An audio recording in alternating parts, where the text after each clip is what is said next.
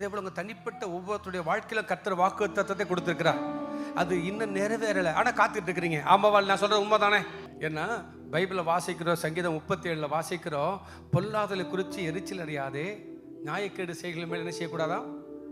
பொறாமை கொள்ளாதே. அப்ப காத்திருக்கிற சமயத்தில் நமக்கு எரிச்சல் இருக்கக்கூடாது, பொறாமை இருக்கக்கூடாது, ஆமென், அவசரம் இருக்கக்கூடாது, பொறுமையா இருக்கணும். நிச்சயமா கர்த்தர் நிறைவேற்றுவார். நான் விசுவாசிக்கிறேன். இந்த ஆபோக்குக்கு 2-3 நடக்க போகுது அவங்க வாழ்க்கையில. எழுதி வச்சுக்கங்கயா. வானம் பூமி ஒளிந்தாலும் அவருடைய வார்த்தை ஒரு நாள் ஒளியாது. அவர் பொய் சொல்ல ஒரு மனிதன் அல்ல, மனமாற மனுபுத்திரனும் அல்ல. குறித்த காலத்தில் தரிசனம் நிறைவேறும். ஆமென்.